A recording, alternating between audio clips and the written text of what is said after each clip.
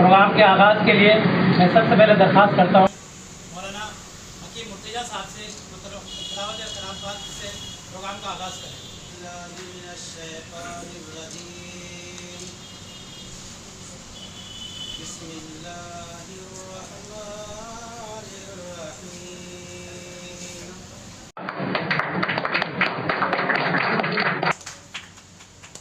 की मेहनत है और आज हमारे बीच में मौजूद है।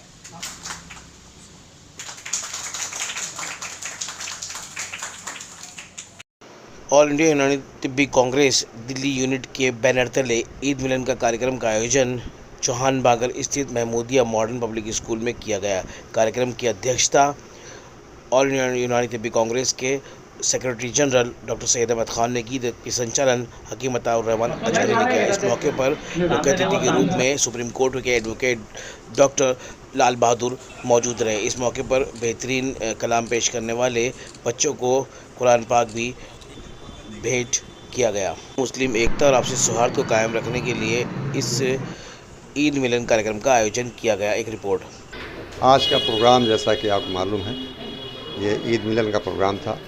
ऑल इंडिया यूनानी तिब्बी कांग्रेस दिल्ली स्टेट की जानिब से ये प्रोग्राम ऑर्गेनाइज़ किया गया और आज के प्रोग्राम में मेहमान ख़ुसूसी के तौर पर advocate supreme court doctor Lal Bahadur साहब आए, माशाल्लाह मौजूद रहे।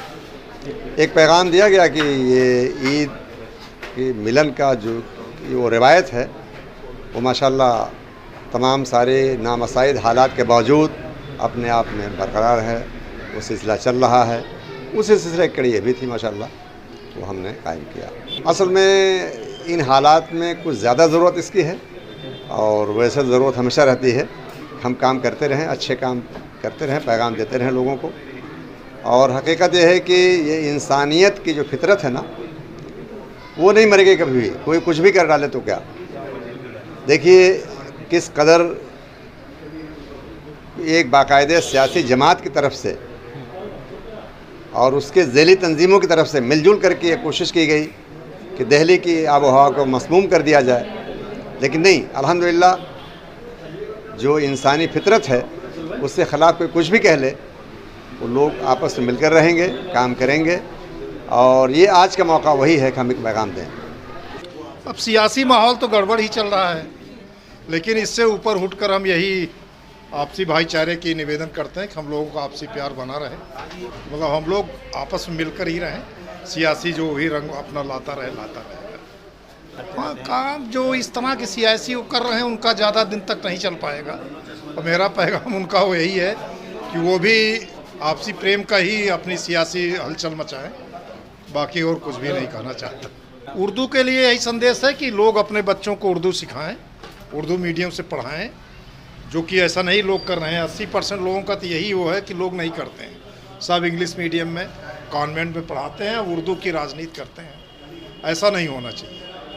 हम लोग तो बैंक में चेक तक उर्दू में भरते हैं, रिजर्वेशन काउंटर उर्दू में भर के देते हैं स्लिप, लेकिन जो उर्दू जानते हैं उनसे कष्ट है कि वो लोग उर्दू के साथ नाइंसाफ़ी न करें। अपने बच्चों, अपने परिवार से लड़ाई शुरू करें, फिर आगे तक ले चलें। ऑल इंडिया यूनानी तिब्बी कांग्रेस की जानिब से ईद मिलन का यहाँ एहतमाम किया गया है, जिसके रूह रवा हैं तंजीम के सेक्रेटरी जनरल, कौमी सेक्रेटरी जनरल जनाब डॉक्टर सैयद अहमद ख़ान, और इस बज़्म की सदारत हमारे जो खुसूसी मेहमान खुसूसी हैं डॉक्टर लाल बहादुर साहब और advocate supreme court of India.